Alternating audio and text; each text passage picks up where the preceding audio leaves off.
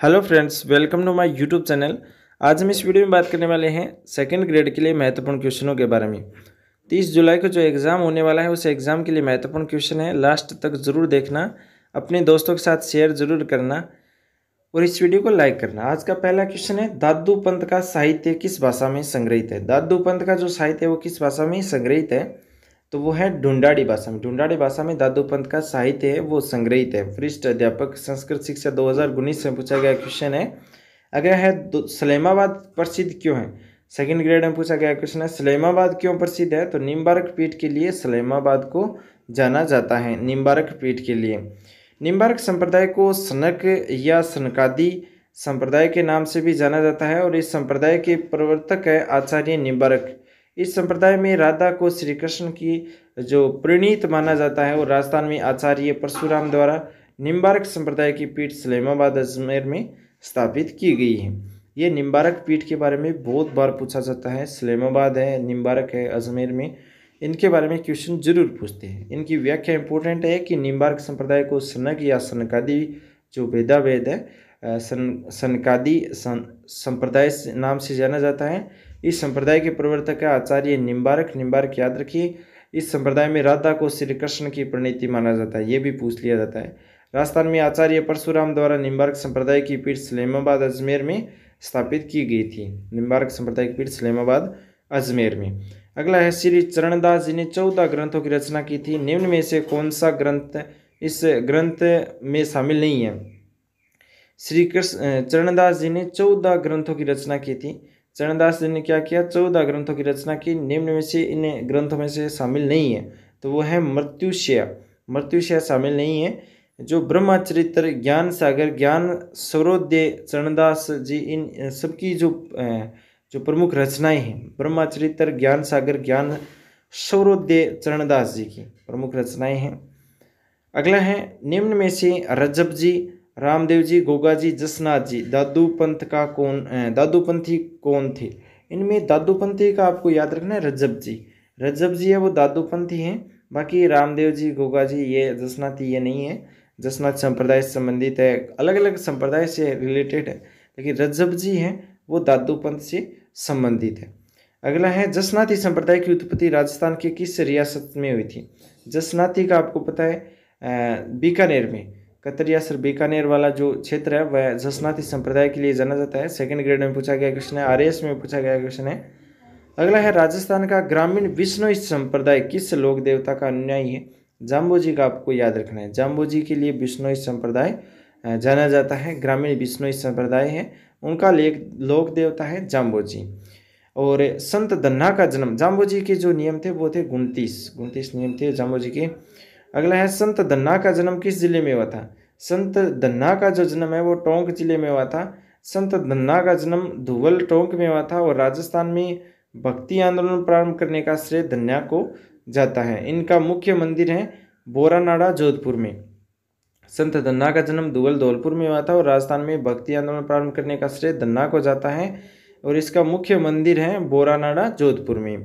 अगला है, गोडवाड़ा सिरोही आबू मेवाड़ गुजरात में जैन धर्म के एक तीर्थकर के जीवंत स्वामी स्वरूप की परिचायक मूर्तियां सर्वाधिक संख्या में निर्मित हुई है। ये जीवंत स्वामी तीर्थकर हैं, तो यह है स्वामी महावीर स्वामी। जीवंत स्वामी तीर्थकर है वो है महावीर स्वामी। अगला क्वेश्चन है, रामसनेही संप्रदाय की शाहपुरा शाखा के संस्थापक कौन थे।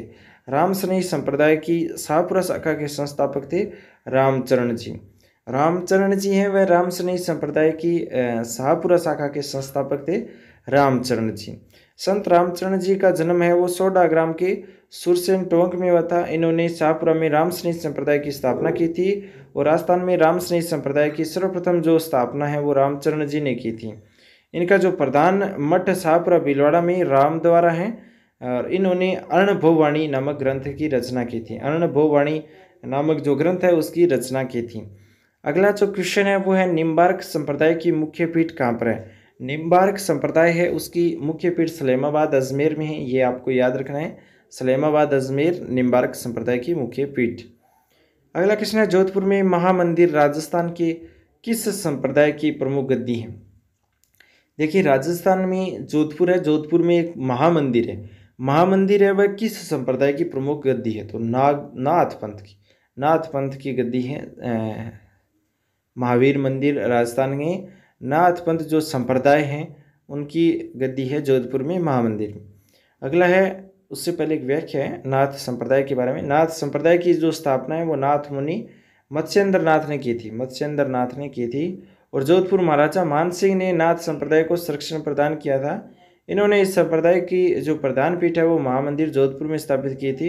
इस संप्रदाय की दूसरी जो पीठ है वो राताडूंगा अजमेर में है, राताडूंगा अजमेर में है दूसरी पीठ। ये सेकंड ग्रेड में पूछा गया क्वेश्चन है। अगला है, मुकाम क्यों प्रसिद्ध है? ये भी सेकंड ग्रेड में पूछा गया क्वेश्चन है। मुकाम क्यों प्रसिद्ध है? ये बिश्नोइयों के लिए प्रसिद्ध है। मुकाम जो क्षेत्र है वह बिश्नोइयों के लिए प्रसिद्ध है। अगला है, संत पीपाजी का जन्म स्थान कौन सा है? संत पीपाजी थे उनका जन्म स्थान गागरोन है, गागरोन है झालावाड़ में। जो संत पीपा का जन्म स्थान है जो इसकी व्याख्या वो देखिए, संत पीपाजी का जन्म है गागरोन झालावाड़ के नरेश कड़ावाराव खिंची के यहाँ हुआ था। और पीपाजी के आग्रह पर ही कबीर रामानंद रेदास आदि संतों ने राजस्थान की यात्रा की थी। और संत पीपाजी को राजस्थान में भक्ति आंदोलन के अलख जगाने वाले प्रथम संत माना जाता है, अलग जगाने वाले प्रथम संत माना जाता है संत पीपाजी को। और इनकी जो जन्म है वो गागरोन झालावाड़ में हुआ था। और इनकी वजह से ही कबीर रामानंद रेवास आदि राजस्थान में आए थे। और इन्होंने मोक्ष प्राप्ति का प्रमुख साधन भक्ति को माना है, भक्ति को मोक्ष प्राप्ति का प्रमुख साधन माना है। और दर्जी समुदाय इन्हें अपना आराध्य मानते हैं। और टोंक टोडाग्राम में पीपाजी की गुफा भी है, याद रखना है, टोंक टोडाग्राम में पीपाजी गुफा है। ये आराध्य देवता है दर्जी समुदाय के और प्रथम संत थे जिन्होंने भक्ति आंदोलन है वो प्रारंभ किया था। तो आज के जो क्वेश्चन आपको कैसे लगे कमेंट में ज़रूर बता देना। साथ ही इस वीडियो को लाइक करके अपने दोस्तों के साथ शेयर कर लेना। चैनल पर आप नए हैं तो चैनल को सब्सक्राइब कर लेना ताकि आपको शिक्षा मनोविज्ञान के और जीके के क्वेश्चन आपको इसी चैनल पर मिलेंगे। इसलिए चैनल सब्सक्राइब करके बेल आइकन को ऑल सेलेक्ट कर ले ताकि सबसे पहले क्वेश्चन आपको मिले। Thanks for watching. आपका दिन शुभ हो।